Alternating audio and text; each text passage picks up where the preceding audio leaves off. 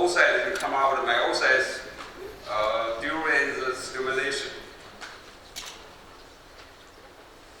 So the ART, I can divide a different issue, include the stimulation, in vitro maturation, and in vitro culture, IVF, XC, and PGD, PGX, cryopreservation, and which part of it mostly generate an aneuploid and also the Ukraine gene change.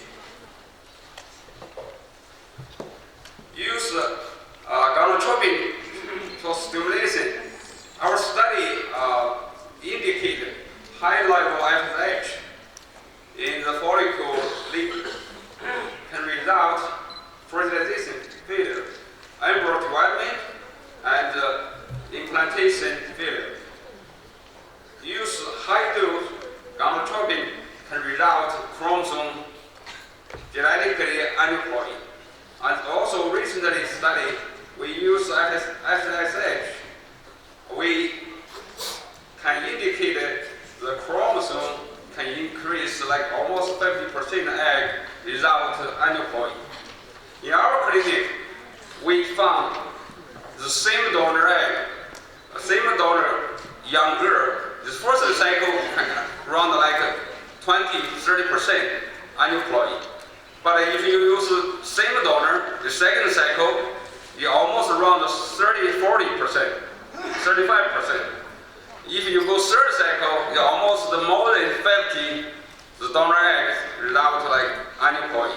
So that means gonadotropin repeated use, you can increase aneuploid in the egg donor.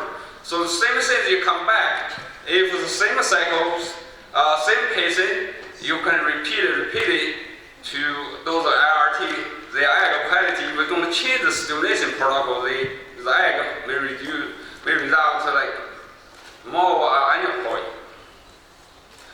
Therefore, the gonadotropin, is going to result the more aneuploid. So we have to get it carefully to use.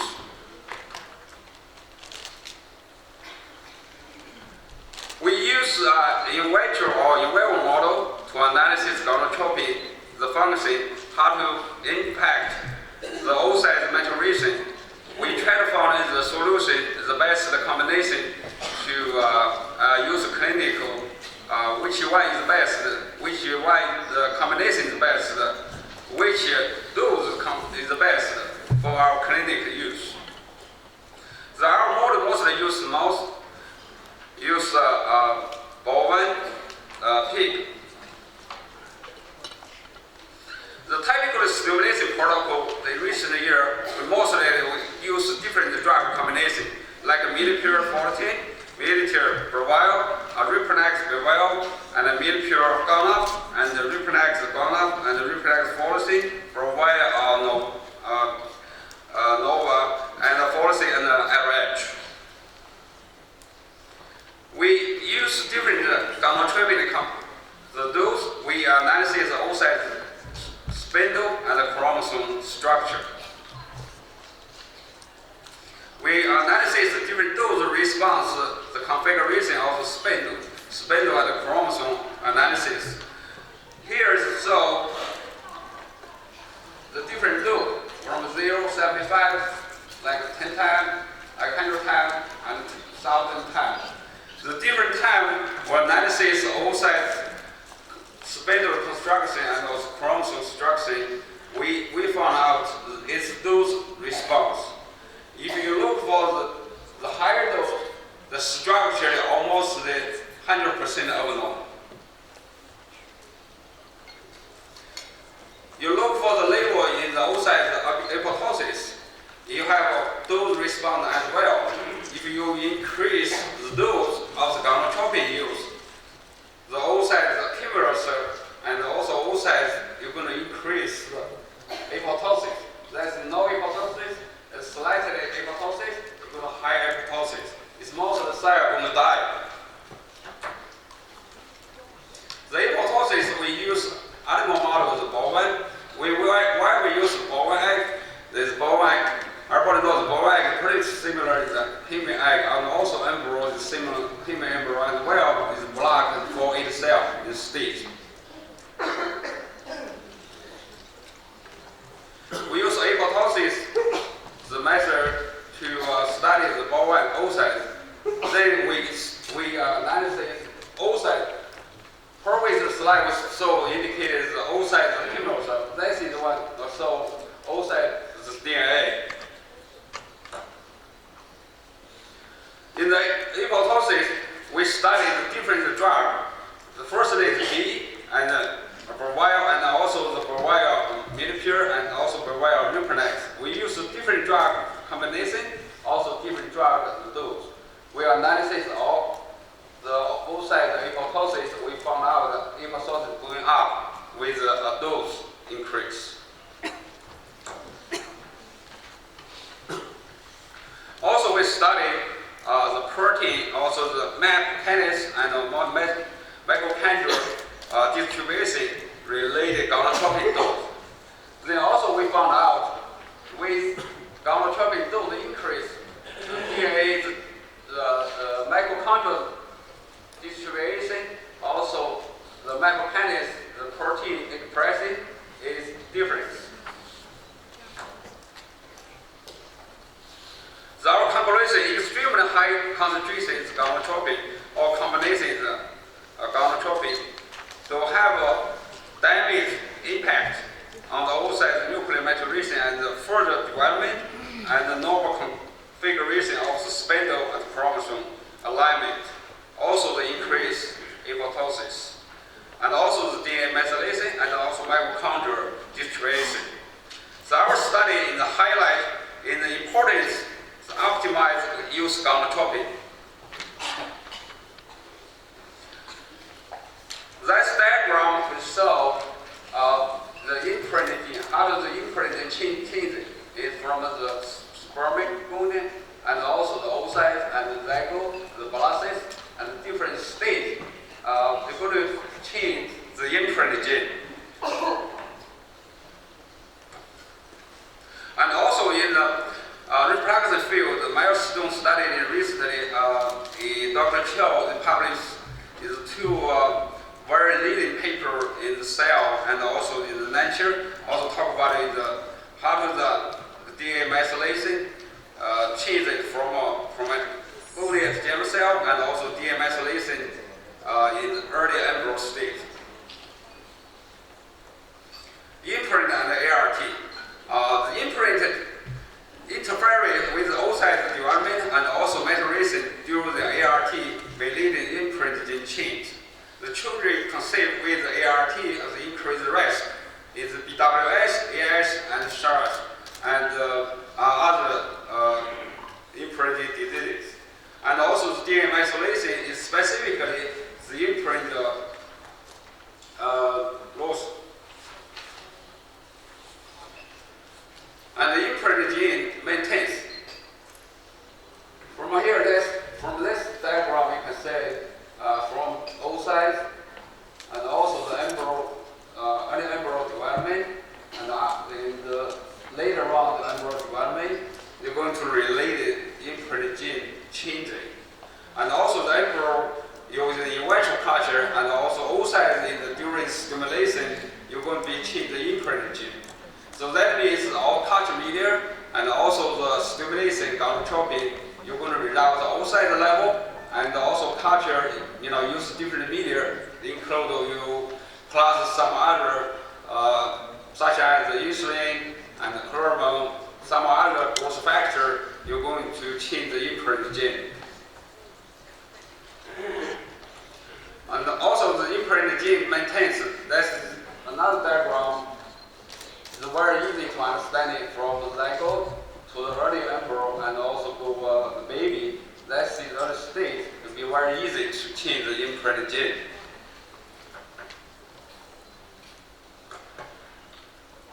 So our previous study to show superovulation without the possible methylation defect in the DM.D and the H19 and the GTL2 and PG1 and also thrivin and also PG3. In the male offspring and over 2 generations. So the stimulation, you're going to change also the H19 gene expression in the individual glasses. Our gonotropin, we use stimulation do not change methylation, and also the imprinted gene, the methylation in the DML of the particularly methylated in the gene H19 increase. Stimulation in the GV stage and also the M1 oocyte from an infertilized woman, so you're going to change this H19 methylation and also loss PG1. This is the global DNA methylation. We're going to totally going to use different dose of gonotropin. We're going to study the DNA methylation. This is the slide of the gonotropin, the methylated global DNA. The different gonotropin used, like folacin, folacin midopure, and folacin repronex. Now, with those difference is DNA, total DNA methylation is different. Also, the gonotropin mediates imprinted gene authorization in dose response. This is our study. So, in different level, different dose gonotropin, here you can analysis dose response in the H19, different epigenetic gene, the PG3 is different. Also, imprinted gene authorization in the gene dose response as well.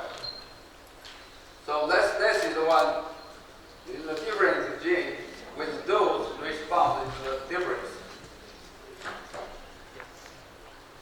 Also, potentially imprinted gene authorization as well. This is the ART different gene with the ART treatment to come out of different situation in the gene. Also, potentially imprinted gene authorization. That is a different report in the progress research.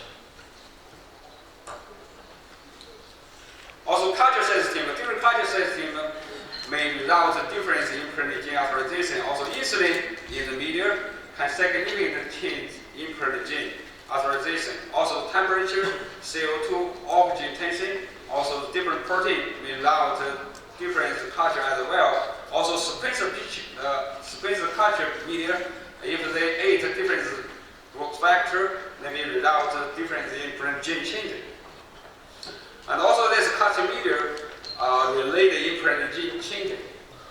You have different culture media, you're going to A, B, C, D, and also there's different imprinted gene, you're going to relate the different culture system change. Also culture media and also change the imprinted gene, that's a different culture media than another media. See, when I have that's different media, we change the gene. So like every study in the in vitro maturation, you can effectively apply the hypostimulation and PCOS patient, but in vitro maturation not like widely used in the world ART because IOM, a lot of issues related spindle issue related imprinted gene program. Also, imprinted gene mitochondrial distribution and the spindle and also chromosome configuration going to be changed during the IOM.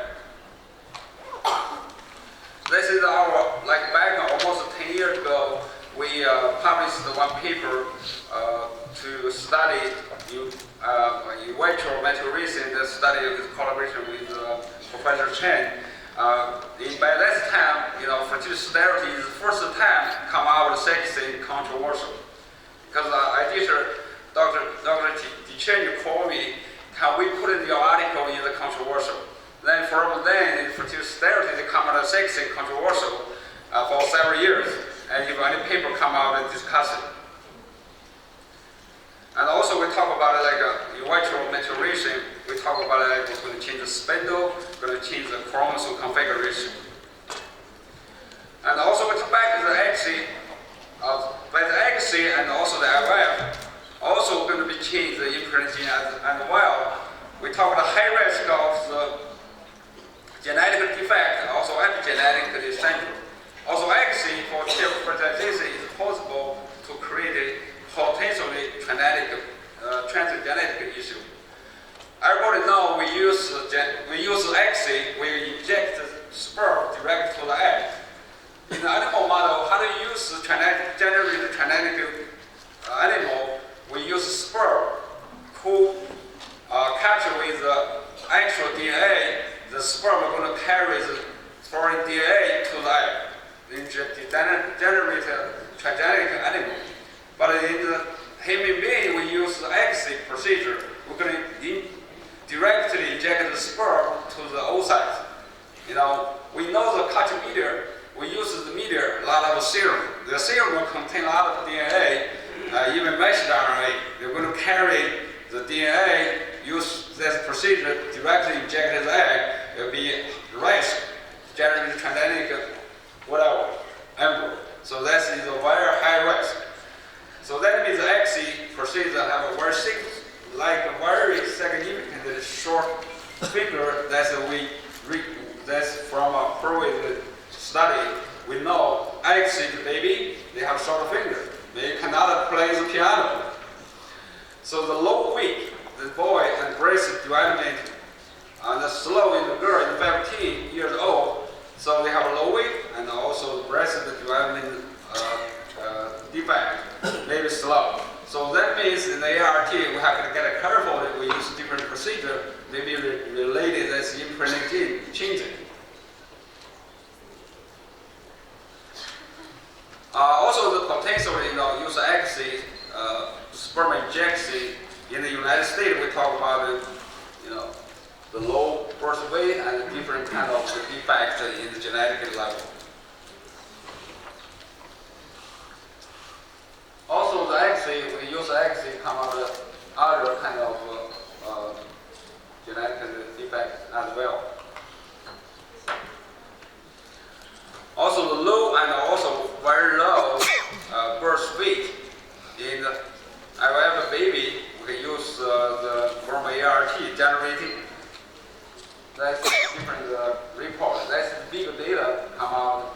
We indicated the baby how to relate it. That's the labor birth weight.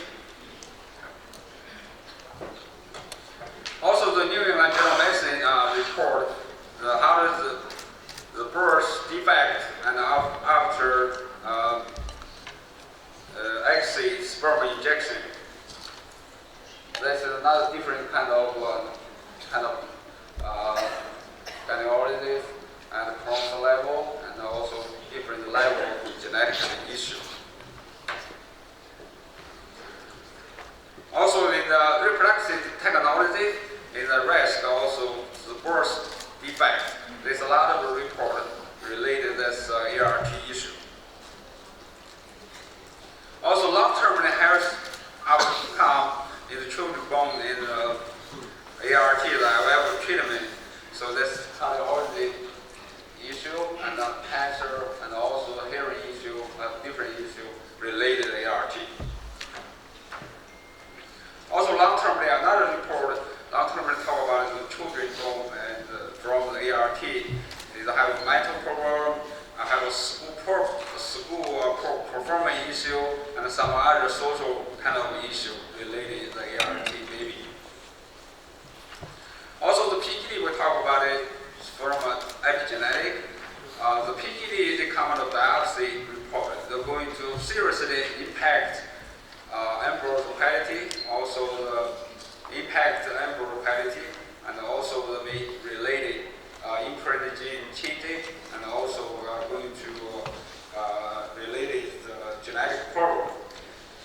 The study found they have medical problem from 2-year-old children, they come from different biopsy, and also in the animal model, talk about the mouse embryo study indicated biopsy may related to global gene present, and also certain organ, and also sensitive development defect. Freezing. From freezing, we know the DNA damage, also the DNA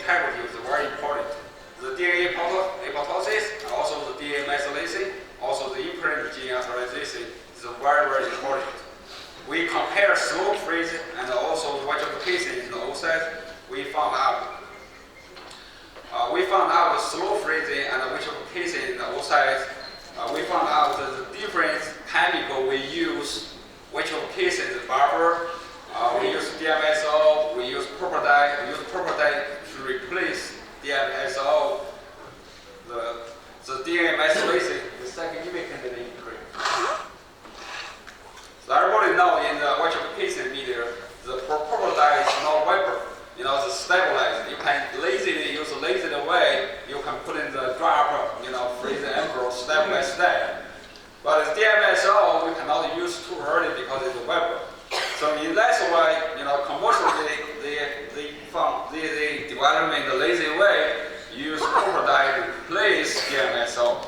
But if purple one is related, going to imprint gene, the DNA methylation is almost 5 times increase. That is very dangerous for the next generation. So that's it. We'll compare slow freeze and vitrification, how to protect the DNA, how to protect the apoptosis. Then, based that kind of study, we studied how to use basic device. The basic device can best protect the DNA integrity and reduce apoptosis and reduce gene imprint gene alteration. We designed the best device, use Lutus technologies, and the water in the Lutus leaf, you're going to dynamically change during the value. The high value, you're going to become flat. A low value become round. Let me use this technology. You can effectively protect the oocyte and the embryo in around the oocyte and embryo media. Then can effectively protect the damage during the vitrification. Then we use this device development fast, no sticky. The way you can use a reverse way to sowing and warming the oocyte. We can compare the different device. That's in the blue, that's in the red, that's in the cryotop, that's in the vacuum straw. You can see the different liquid. You can see the different liquid, the same. Now, which one is the best and can protect the embryo? The embryo, so look, that's one flight. Look at one that is with the loop. That's the difference. You look for the level, the protecting, you're going to around the oocyte. You want to be very equally around the oocyte and also embryo. You're going to, during the freezing, during thawing, the same speed. If a different level, like a flight, you have almost 3 levels in the head, in the body, in the bottom. The liquid flow is totally different. When you freeze it, come out as multiple speed. When you thaw it, you have multiple speed. But you compare the device, you look for the cryotop, and different level of device, the DNA damage and also DNA apoptosis is totally different. What does this mean? You can, after you thaw in the embryo, after you thaw in the oocyte, you can survive. But after the embryo you transfer, you will higher miscarriage. This is our data. So see, we compare different cryotop, which is straw, the kind of miscarriage is totally different. Almost double in the different device. That means your DNA protection is not good. During the freezing, DNA integrity is the best way to analyze the miscarriage. If your DNA damage is higher, the miscarriage is going higher. So in the summary, the ART safety in genetic and epigenetic is very, very important. That means we use best combination, optimize gonotropic stimulation protocol.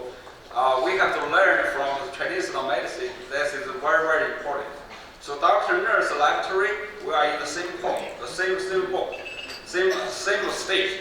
Then we have to work together, play the detailed procedure, then ensure our quality. Also, we have quality control. Our quality control the drug supply reagent and the different reagent, and also we have the QC, QA, plasmaware, metalware, gas meter, and all things. They ensure everything the safety. Thank you very much.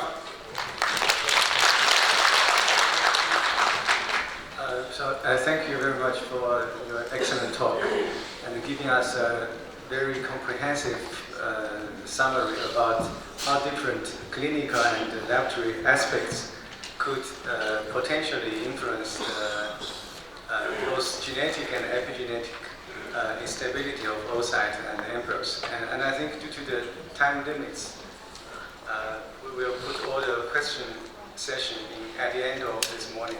So let's thank you again for your excellent talk. Okay, let's move to the next speaker. The invited speaker, Professor Roy Rogers.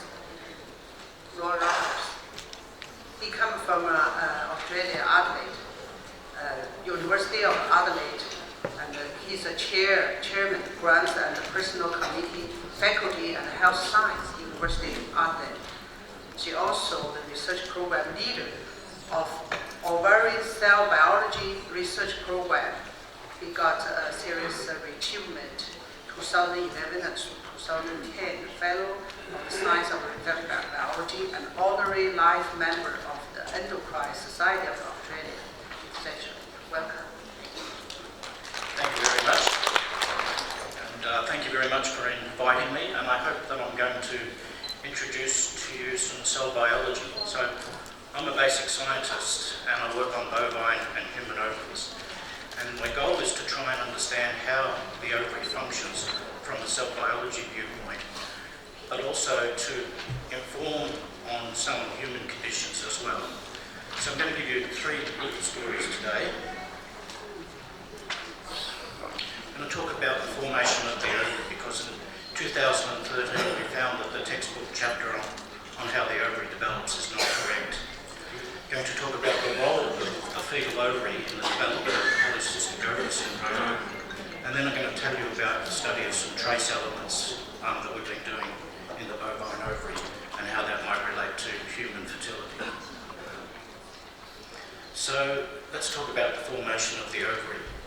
We all know that the gonadal ridge forms on top of the surface of the mesonephros during fetal development. And we know that the primordial germ cells migrate in from the yolk sac and colonise the gonadal ridge. The origins of some of the cell types is in contention, particularly the origins of the surface epithelial cells and the granulosa cells. So this is a textbook diagram showing the concept that surface epithelial cells migrate into the ovary and meet up with primordial germ cells / orogonia and then form an ovigerous cord, and then the ovigerous cords subsequently break down and give rise to follicles. And this is in all of the textbook chapters and has been now for about the last decade. So we published a new model in 2013 on how the ovary develops, and it's much simpler and it gets over some of the issues with the existing methodology. And you'll find that in +1 if you want to go and see it further. Also, we've put a YouTube together that describes that paper and our analysis as to how the ovary forms. And it's a lot easier than reading the original article, which has a lot of figures in it. So let's just start with the surface of the mesonephros. So we have in yellow the surface epithelium, in brown the basal lamina, and in green the stroma coat containing the capillaries. So this is the surface of the mesonephros, and on that surface a gonadal ridge is going to form. And the way we think it forms is that some of those epithelial cells on the surface change their phenotype and start replicating, and this is the origin of the gonadal ridge. Those cells that you can see in the middle there we call GREL cells, which stands for gonadal ridge epithelial-like cells, and you can culture them from fetal ovaries, and I'll show you a picture of them later. And they behave differently than surface epithelial cells or granulosa cells. So those cells continue to divide and the gonadal ridge starts to increase in size. And you'll notice that I've shown that the basal lamina underneath the surface epithelial cells where the Grell cells are has started to degrade. And that's quite an important process because that will enable the primordial germ cells to migrate through into the area where the Grell cells are.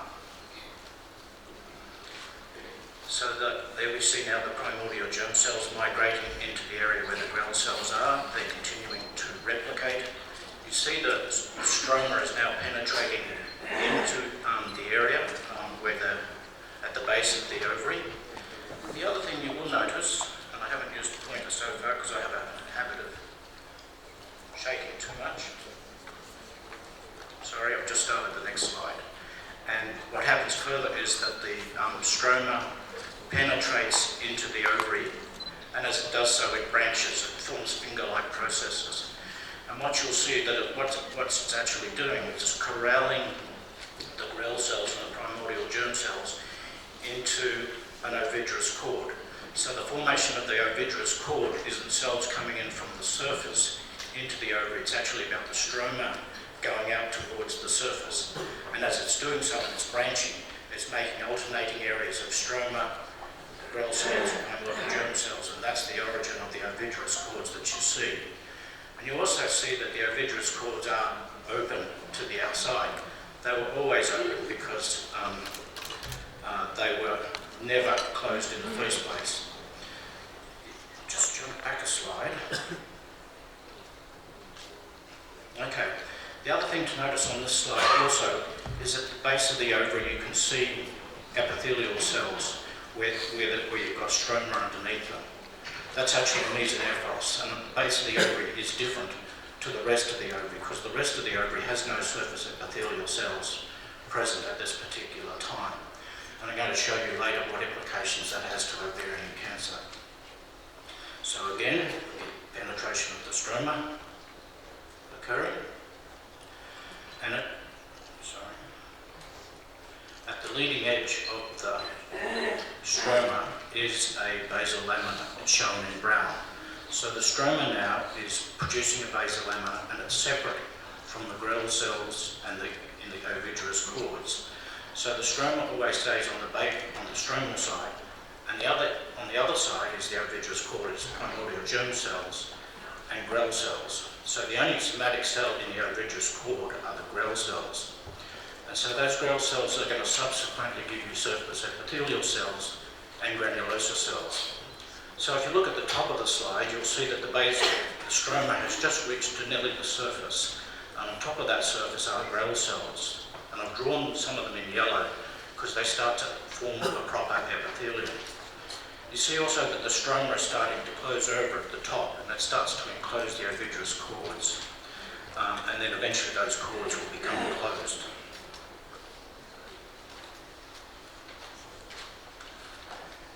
There we are, we've closed off the cords from the surface, and you see that the stroma is now penetrating into the ovigerous cords and breaking them into smaller bunches of cells.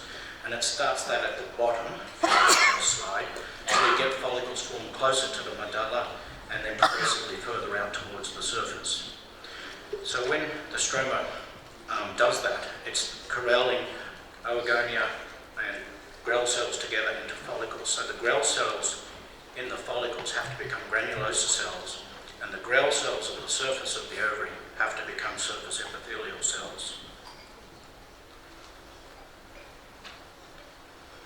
And the process continues, and eventually you have your mature ovary with a proper surface epithelium underlaid by tunica albuginea and mature primordial follicles. And some of those follicles are starting to activate, as you can see there. So that's a very simple process as to how you form the ovary. I'll show you some other pictures to go with it. So this is an early follicle, the earliest stage, and you can see we've got immunostaining of the mesonephros, and we're looking at the surface epithelium. You can see the staining running along the base of the mesonephros and then onto the base of the ovary, and then around the rest of the ovary there's no proper surface epithelium because there's no stroma underneath that surface epithelium. So why is that important? Why is it important that the bulk of the ovary is formed by Grell cells on the surface, and the ones at the base are formed from the mesonephros. And I've got one more slide to show before I get to that stage, and that's just to illustrate the migrating stroma coming into the ovary. So you can see physically that stroma physically migrating, and you can see in green the basal lamina that separates the stroma from the ovigerous cords containing the Grell cells. Just follow the time. So, one of the key points to take home from that is that the penetration of the stroma and its expansion is important for the formation of the ovigerous cords, for the formation of the surface epithelium, and formation of follicles. And that's quite interesting because we hardly know anything about the stroma in the ovary. We all talk about it, but we know very little about it. So we'd like to know what controls those processes, and then what can happen when that stroma migration goes wrong. If you think about it, if that stroma wasn't behaving correctly, you could probably alter the number of primordial follicles that you form during fetal life. So we often talk about premature ovarian failure being due to not enough follicles being produced during fetal development. But if you think about it, the mechanism for forming follicles wasn't known until we actually undertook this particular study. The Grell cells I find very interesting. You can culture them out in culture, and they look very different to surface epithelium, and they look very different to granulosa cells. So we've been asking the questions, what makes them develop into surface epithelium, and what makes them develop into granulosa cells? And what are the factors that might be involved in controlling these lineages? Obviously, some of the key things would be factors from oocytes that might stimulate those Grell cells to become granulosa cells. Factors from the tunica albuginea might stimulate the Grell cells to become surface epithelium. But they're answers to which we don't have the answers to. The questions that we don't have the answers to. So, as I said, the ovarian primordium doesn't have a classic surface epithelium when it first formed, except at the base of the ovary. So, why is that important? Why is it important that the epithelium at the base, which is really basically an extension of the mesonephros, why is that important that it's different from the rest of the ovary? Well, at the same time we were doing our study, this study came out of Cornell University, and they were looking at the surface epithelium in different regions around the ovary. So they looked at the surface epithelium at the base of the ovary, and then took epithelial cells from different points around the ovary. And what they found was that at the base of the ovary, those surface epithelial cells were more oncogenic and they were more stem cell-like. And they had no explanation for that. And our explanation is that at the base, you're really looking at original mesonephros with a mesonephric epithelium, and the rest of the ovary is contained an epithelium that's derived from the Grell cells. So they have a different cell biology to account for that.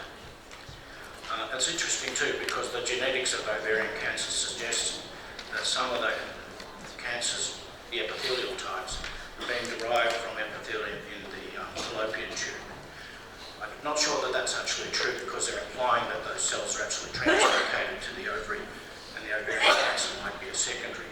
That may or may not be the case when you consider that the epithelium at the base of the ovary is contiguous with and has the same fetal origins as the epithelium in the fallopian tube.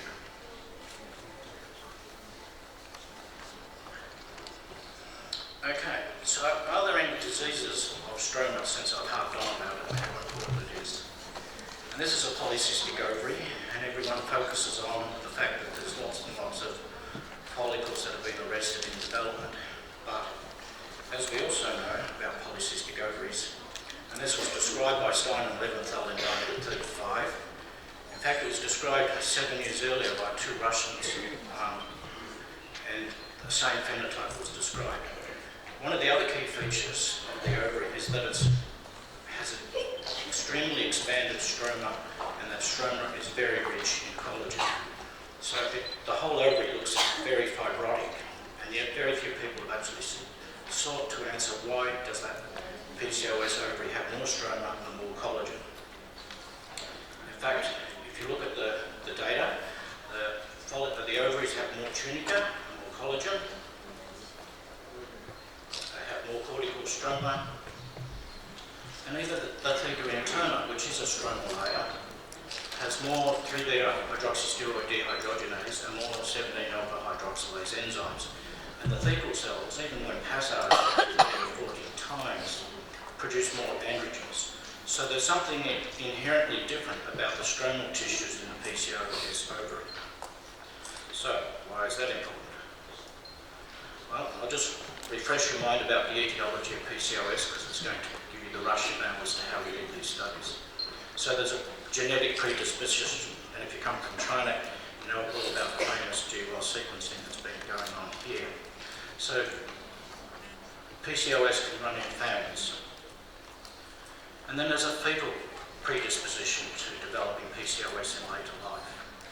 So women who are born with congenital adrenal hyperplasia, where the fetus has been exposed to excess androgens, when those babies grow up and become women, they have features of PCOS.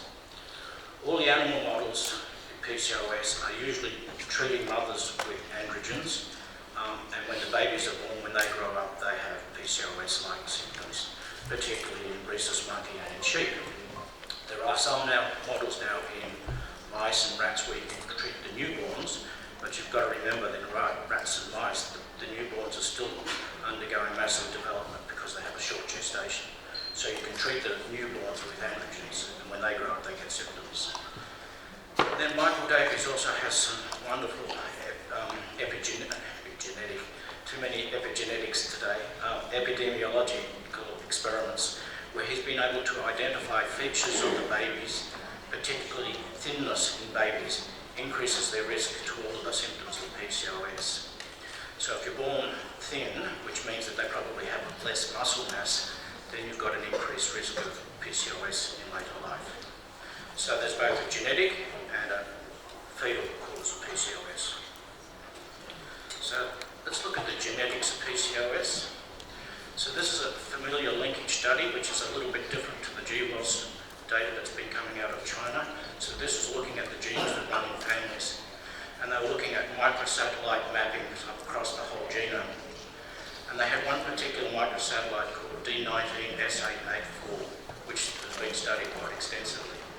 So this is from Andrew Denise group in the US. And this particular satellite, when they first discovered it, they were very interested in a transcription factor and a growth factor that were near that microsatellite. But the microsatellite was sitting in the middle of a gene called fibrillin-3. One of the things I've done for at least half of my life is work on extracellular matrix in the ovary, and I knew exactly what fibrillins do. So fibrillins 1 and 2 are not only extracellular matrix, they also bind latent transforming growth factor beta, TGF-beta. And there's 3 TGF-betas. And they bind their binding proteins. So what they really do is they control the bioavailability of TGF-beta in tissue. This is quite a common thing. The growth factor, to become a growth factor and not a hormone, you need to be able to bind matrix, and so you're sequestered locally. So what does TGF-beta do? In stroma, it stimulates the stromal cells, the fibroblasts, to replicate. It stimulates to deposit collagen, and wherever there's a fibrosis, in heart, liver, lung, kidney, wherever you have excessive amounts of TGF-beta. So now you can see my thought processes. I'm linking TGF-beta with the fibrotic nature of the PCOS ovary. So there are 3 TGF-beta molecules. There are 4 latent TGF-beta binding proteins, and this is summarising the interactions that we know about. And there are 3 fibrillins. And I've got a question mark next to fibrillin-3 because that was only discovered in 2001, and there's not a lot of work done on it. But it's very structurally similar to fibrillins 1 and 2, and so we can assume that fibrillin-3 is regulating the bioavailability of TGF-beta in tissues. So, to cut a long story short, I spent quite some years being rather stupid and looking for fibrillin-3 in adult ovaries because that's where you have PCOS. So this is bovine, and that's the level of fibrillin-3. There was no fibrillin-3 expressed in the bovine ovary. And when you look at human tissues, down in the bottom left here, you can see the levels of fibrilin-3 and PCOS ovary versus non-PCOS. We're looking at stroma. And if you look at the levels, it's 0.1. And if you look at fibrilins 2 and 3, they're into the tens and the hundreds. So again, very little fibrilin-3 in the adult ovary. There's one paper out of the US doing immunostaining for fibrilin-3. The antibody they used is good, but they had to do 2 rounds of antigen retrieval to get any staining at all. So I wonder whether there really is any fibrilin-3 in the adult ovary. So eventually we woke up to the idea that it might be expressed in the fetal ovary. So we collected fetuses, and these are bovine, and we got them from first, second and third trimester and from adult, and we looked at fibrilins 1, 2 and 3, the 4 binding proteins and the 3 TGFs, and the take-home message is down the bottom. The fibrilin-3 was highly expressed in the first trimester in the fetal ovaries.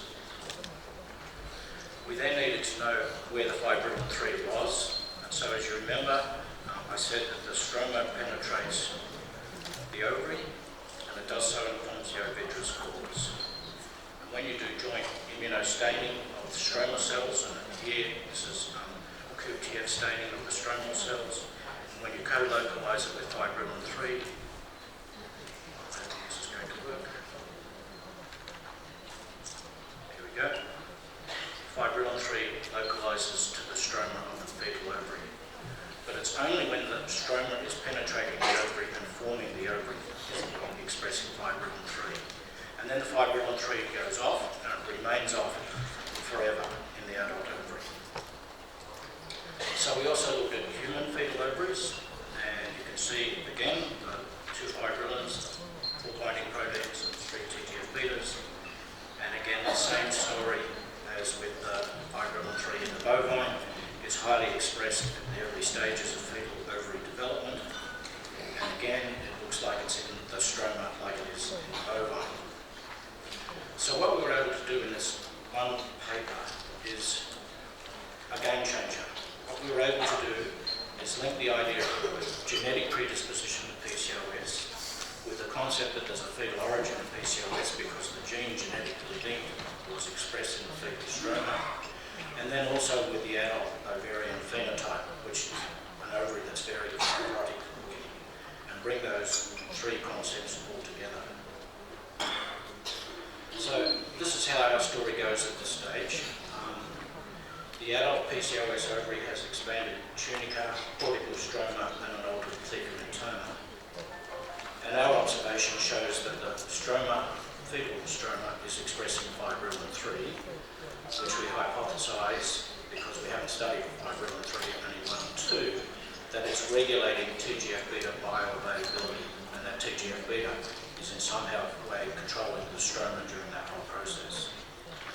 This is the part where we have to envisage that there's got to be some external environmental insult. And when I say external, it could be what's happening in the uterus, it could be what the mother's doing, it could be something in the environment. And I don't know what that is, but if we can study the regulation of fibrilin-3, we can probably get to the stage of identifying what it is that's affecting the fetal development that gives you a predisposition to adult PCOS. And we think it might be then setting up permanent epigenetic changes. And I put epigenetics in question mark because sometimes that gets a bit overstated, but it may or may not be epigenetic. But certainly the structure of the organ is different during fetal development, then you're going to have an effect on the functioning of those organs, in this case the ovary later in life. Okay, so I want to now change tack a little bit and talk about a study we did in trace elements in the ovary, and it took us 3 years to do this. And we did this at the Australian synchrotron in Melbourne, which has some new capabilities that don't exist in any of the other 60-odd synchrotrons around the world. And what we actually did was we took sections of